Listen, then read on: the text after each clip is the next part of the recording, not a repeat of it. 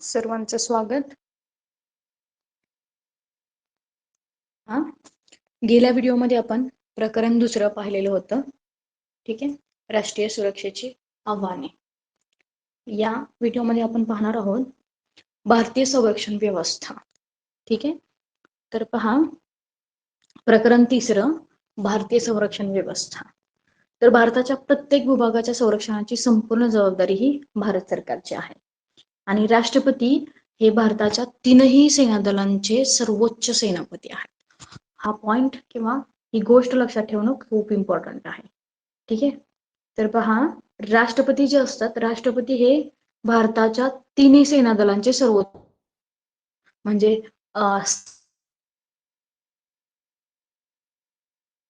या 3ही सेना दलांचे प्रमुख किंवा सेनापती हे कोण असतात?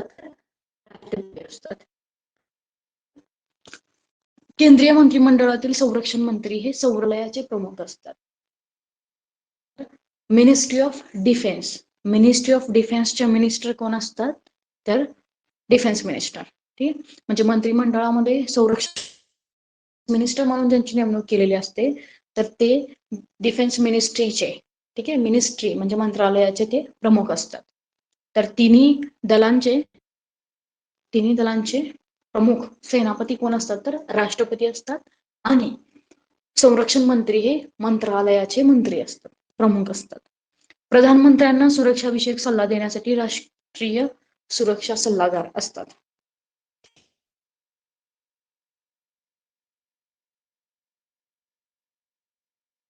विभाग म्हणजे डिपार्टमेंटमधील. स्वातंत्र्यानंतर संरक्षण मंत्रालयाची निर्मिती करण्यात आली. संरक्षण मंत्रालयास मिळालेल्या संसाधनातून शासकीय धोरणांना दिशा देणे आणि मंजूर कार्यक्रमांची अंमलबजावणी करणे कार्य या मंत्रालयाचे आहे. तर हे मंत्रालय काय करतं? मिनिस्ट्री डिफेन्स मिनिस्ट्री काय करते पहा, की संरक्षण मंत्रालयात मिळालेल्या संसाधनातून शासकीय धोरणांना दिशा द्यायची आणि जे मंजूर कार्यक्रम आहेत त्या मंजूर कार्यक्रमांची अंमलबजावणी करायची. हे मुख्य काम आहे मंत्रालयाचं. या मंत्रालयाअंतर्गत विविध विभाग आहेत. ते विभाग कोणते बघा?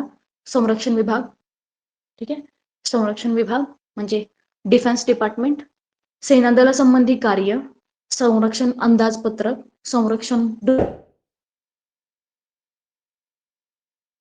संबंधी सहकार्य इत्यादी विभाग संरक्षण विभागात आहेत.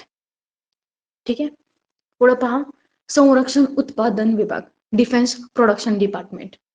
हा विभाग मुख्यतः 3 संरक्षण दलांना व विभागांना लागणाऱ्या विविध उत्पादनांशी संबंधित आहे. त्यात संरक्षण उत्पादन कारखाने असतील, संरक्षण साहित्य असेल, सार्वजनिक उत्पादन मंडळ असेल, विविध साहित्य व त्यांचे सुट्टे भाग असतील, संरक्षणासंबंधी आयात केलेल्या साहित्याचे स्वदेशीकरण म्हणजे भारतीयकरण इत्यादी विभागांचे नियोजन व नियंत्रणाचा समावेश हा संरक्षण उत्पादन विभागामध्ये आहे. पुढे पहा संरक्षण संशोधन आणि विकास विभाग, defence research and development department. तर विविध संरक्षण साहित्य संबंधित व त्यांच्या उत्पन्नास संबंधित वैज्ञानिक माहितीविषयक सल्ला म्हणजे रिसर्च करणे म्हणजे संशोधन करणे, भारत सरकारला देणे व संशोधन करणे हे या विभागाचे कार्य आहे. अजून पुढे पहा निवृत्त सैनिक कल्याण विभाग, जे रिटायर्ड सैनिक आहेत, रिटायर्ड सोल्जर्स आहेत, निवृत्त सैनिक कल्याण विभाग. 3ही सेना दलातील निवृत्त सैनिक अधिकारी व इतरांचे निवृत्ती वेतन, कल्याण आणि पुनर्वसन इत्यादी कार्य या विभागाद्वारे केले जाते. पुढे पहा सेना दल मुख्यालय आणि आंतरसेवा संघटना. तर संरक्षण मंत्रालयास 3ही सेना दलांची मुख्यालये आणि विविध सेवांतर्गत संघटनांचे सहकार्य असते आणि 3ही सेना दल मुख्यालय उदाहरणार्थ स्थलसेना मुख्यालय, नौसेना मुख्यालय, वायुसेना मुख्यालय हे अनुक्रमे स्थलसेना प्रमुख, नौसेना प्रमुख आणि वायुसेना प्रमुख यांच्या नियंत्रणात कार्य करत असतात.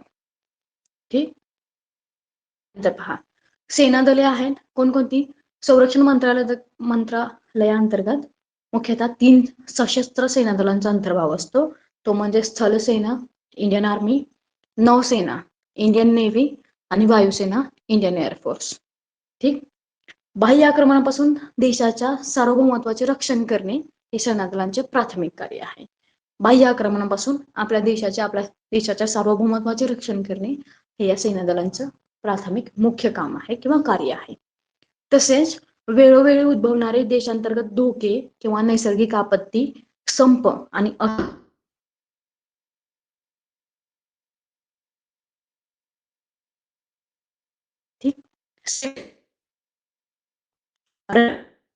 नेव्ही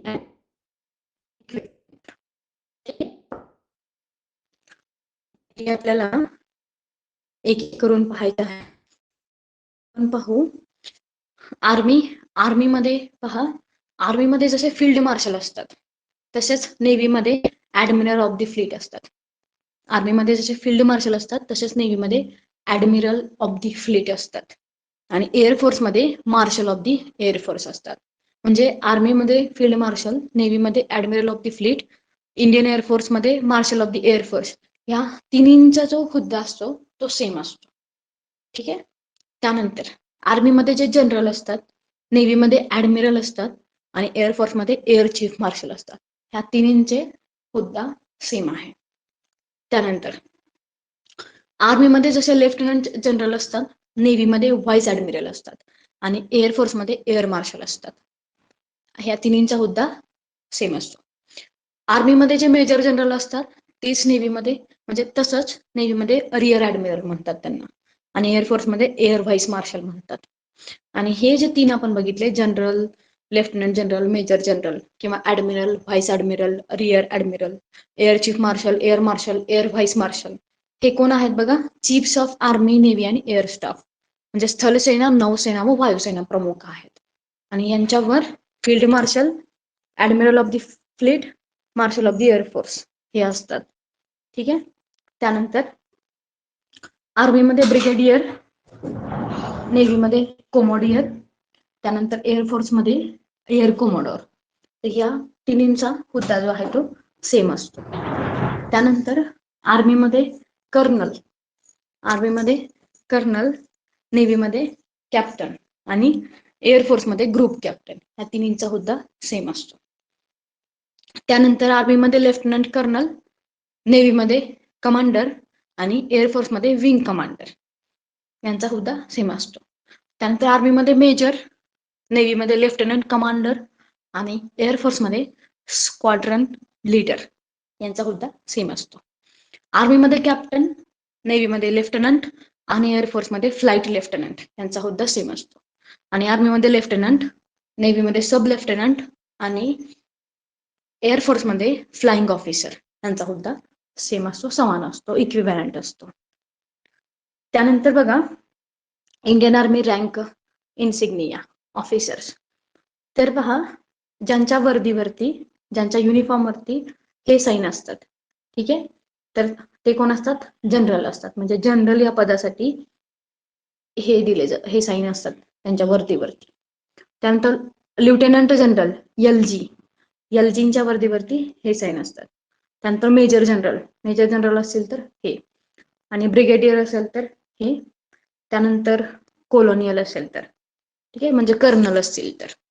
त्यानंतर लेफ्टनंट कोलोनल, ठीक आहे, लेफ्टनंट कोलोनल म्हणजे लेफ्टनंट कर्नल असतील तर असा युनिफॉर्म असतो. त्यानंतर मेजर असतील तर, कॅप्टन असतील तर आणि लेफ्टनंट असतील तर. तर हे काय आहेत? तर युनिफॉर्मचे टाईप आहेत. त्यानंतर हे काय होते? Indian army rank Insignia officers.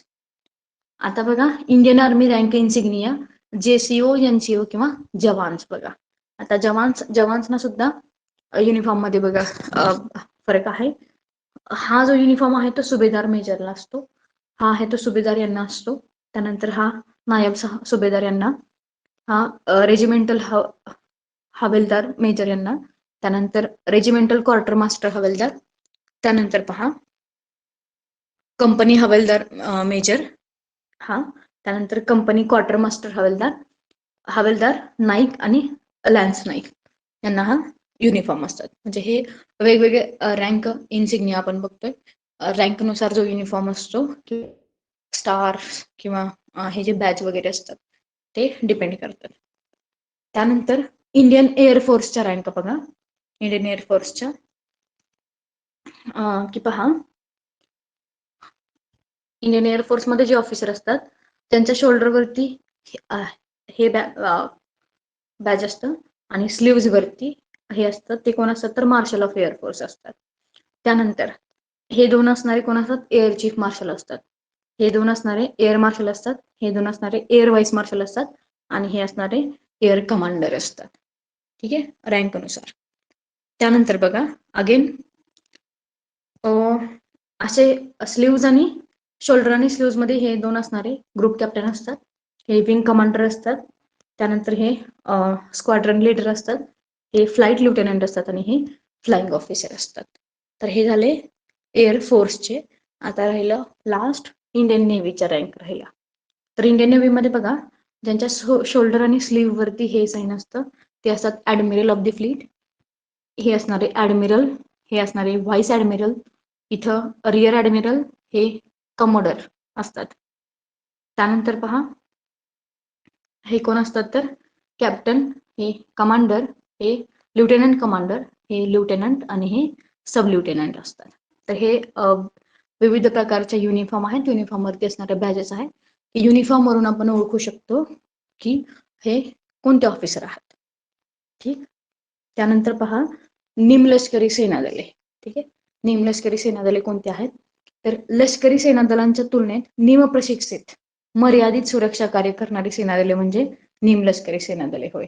म्हणजे पार्शल अर्ध वर्क त्यांच्याकडे असतं. जर आपण लष्करी सेना दलांचा जर विचार केला तर त्यांच्या कंपॅरिझन मध्ये यांना मर्यादित अशी सुरक्षेचं काम असतं. तर त्यांची संघटना आणि कार्य हे नियमित लष्करासारखेच असते, पण ते देशाच्या नियमित सेना दलांचे भाग नसतात. उदाहरणार्थ राष्ट्रीय रायफल्स, आसाम रायफल्स ऐकलं असेल तुम्ही, आसाम रायफल्स, नॅशनल रायफल्स. ठीक आहे, कोण आहे पुढे पाहणार आहोत. निवृत्त लष्करी अधिकारी सैनिकाची भारतीय सैन्याबाबत व त्यांच्या अनुभवाबाबत खालील मुद्द्यांच्या आधारे मुलाखत घ्या. तर जे आर्मी ऑफिसर असतील किंवा सोल्जर असतील तर त्यांची तुम्हाला मुलाखत आणि त्यांना लष्करी अधिकाऱ्याचे किंवा सैनिकाचे नाव किंवा हुद्दा म्हणजे त्यांचं पूर्ण नाव आणि त्यांचा हुद्दा काय होता, त्यानंतर त्यांचं शिक्षण प्रशिक्षण कसं झालं, कुठं झालं, त्यानंतर सेना दलातील कालावधी त्यांचा किती होता, सेना दलातील जबाबदारी त्यांची काय होती आणि त्यांचा विशेष असा अनुभव आणि तरुणांसाठी त्यांना द्यावा वाटणारा संदेश, अशी तुम्हाला मुलाखत घ्यायची आहे. दुसरा एक उपक्रम दिलेला आहे पहा की सशस्त्र सेना दलाच्या संकेतस्थळांना भेट द्या. जसं की इंडियन आर्मीची वेबसाईट असते, इंडियन नेव्हीची वेबसाईट असते, इंडियन एअरफोर्सची वेबसाईट असते, म्हणजेच संकेतस्थळ म्हणजेच वेबसाईट. तर यांना आपल्याला व्हिजिट करायचं ह्या वेबसाईट्सना आणि तुमच्या आवडीच्या एका सेना दलाबद्दल अधिक माहिती संकलित करून लिहा. म्हणजे जर तुम्हाला इंडियन आर्मी आवडत असेल तर आर्मी बद्दल तुम्ही माहिती संकलित करून इथं लिहू शकता. जर तुम्हाला नेव्ही आवडत असेल तर नेव्ही बद्दल तुम्ही लिहू शकता, किंवा तुम्हाला जर इंडियन एअरफोर्स जर आवडत असेल तर इंडियन एअरफोर्सची इन्फॉर्मेशन तुम्ही कलेक्ट करून इथं लिहू शकता. तर हे दुसरा उपक्रम होता हा. आता तिसरा आणि शेवटचा उपक्रम आहे की संकेतस्थळावरून कोणत्याही एका शौर्य पदक विजेत्याची माहिती घेऊन लिहा. म्हणजे एखादे आर्मी ऑफिसर असतात, म्हणजे आर्मी ऑफिसर असतात की ज्यांना शौर्य पदक मिळालेलं असतं. ठीक आहे, अशा शौर्य पदक मिळालेल्या अधिकाऱ्यांची माहिती तुम्हाला काय करायचे, एका अधिकाऱ्याची माहिती तुम्हाला इथं लिहायची आहे. ठीक आहे, असे हे 3 उपक्रम आहेत. तर या प्रकरणामध्ये आपण काय पाहिलं, या प्रकरणामध्ये आपण काय पाहिलं तर भारतीय संरक्षण व्यवस्था कशी आहे. तर लक्षात घ्या, भारतीय संरक्षण व्यवस्था मध्ये 3 दले आहेत. ठीक आहे, ह्या दलांचे मेन सेनापती कोण आहेत तर राष्ट्रपती आहेत. राष्ट्रपतींनंतर मेन जे मंत्रालय सांभाळतात ते डिफेन्स मिनिस्टर म्हणजे संरक्षण मंत्री आहेत. त्यानंतर संरक्षण मंत्रालयामध्ये अजून वेगवेगळे डिपार्टमेंट आहेत, वेगवेगळे विभाग आहेत, त्यांचं वेगवेगळं काम त्यांना वाटून दिलेलं आहे. त्यानंतर की सेना दले, त्यानंतर सेना दलातील विविध हुद्दे बघितले. तिन्ही सेना दलामधील आपण वेगवेगळे हुद्दे बघितले. जसे की आर्मीमध्ये फील्ड मार्शल म्हणत असतील त्या ऑफिसरला, तर नेव्हीमध्ये त्यांना ऍडमिरल ऑफ द फ्लीट म्हणतात आणि एअरफोर्समध्ये मार्शल ऑफ द एअरफोर्स, असे आपण हुद्दे बघितले. सिंपल रँक इन्सिग्निया म्हणजे साइन वरून किंवा युनिफॉर्म वरून आपण कसं ओळखू शकतो की ते कोणते ऑफिसर आहेत. तर हे साईन आपण तिन्ही दलांचे बघितलेले आहेत आणि 3 उपक्रम आपण पाहिलेले आहेत. तर इथे आपला हा प्रकरण पूर्ण झालेला आहे. नेक्स्ट व्हिडिओमध्ये आपण स्थलसेना पाहणार आहोत. ठीक आहे. थँक्यू.